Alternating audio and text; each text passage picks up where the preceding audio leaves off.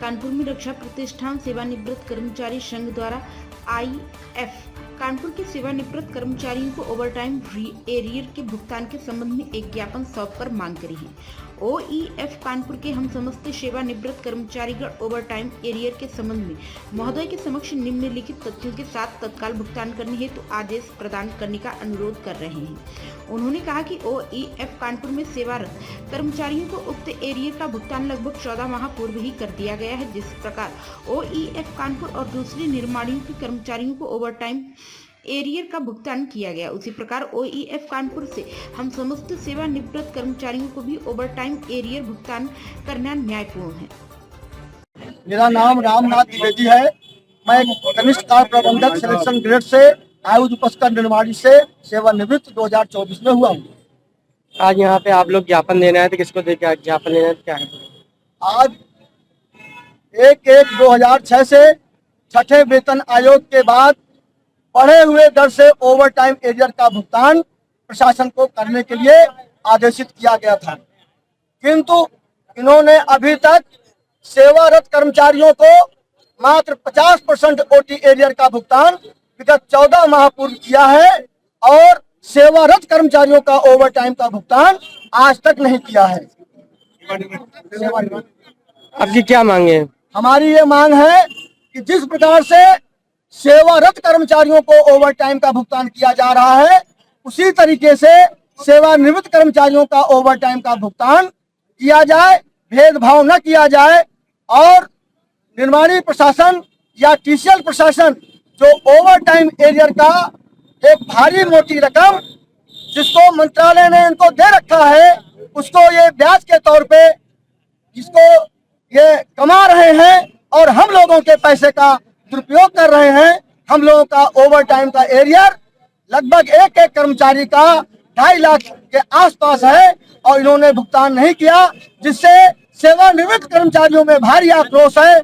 हम लोग दलगत राजनीति से उठकर सभी सेवारत कर्मचारी एकजुट होकर के और अपनी मांग को पुरजोर तरीके से TCL प्रशासन के सम्मुख रखने के लिए यहाँ मुख्यालय में आए हुए। अगर आपकी मांगे नहीं पूरी होती तो आगे क्या करें? अगर हमारी मांगे पूरी नहीं होती हैं तो आज तो ये सांकेतिक रूप से हम यहाँ आए हुए हैं, जो 200-250 की संख्या आपको दिखाई पड़ रही है।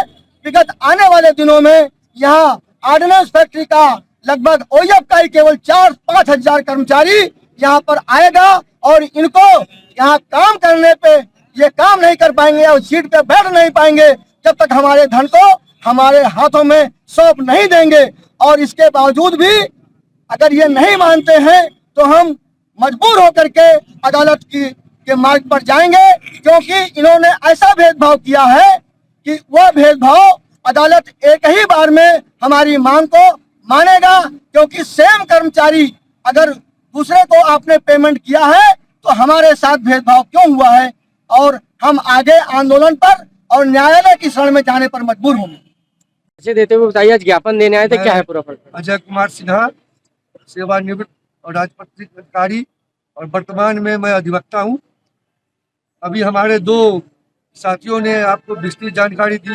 बस एक ही बात मुझको कहना है कि जो यहाँ TCL का प्रशासन जो हम लोगों के मेहनत का किया हुआ पैसे का उपयोग लोग अपने TD और अन्य अपने ऐशो आराम में कर रहा है, उसका भुगतान तुरंत हम लोग को किया जाए, हमारे सेवानिवृत्त कर्मचारी को।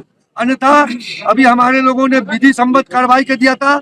हमारा ये भी है आह्वान कि अगर नहीं सुनवाई होता है, इसी TCL के गेट पे धरना प्रदर्शन अमर अनशन किया जाएगा, जिससे कि इनके कान पे जो जू नहीं रेंग रहा है तो इनके कान को खोलने का काम करेंगे। धन्यवाद। बताइए, आज ज्ञापन देने आए थे, क्या है पूरा प्रश्न? मैं PS श्रीवास्तव, सेवानिवृत्त 2019-2015 में हुआ हूँ और यहाँ का वरिष्ठ ट्रेड यूनियन लीडर रहा हूँ।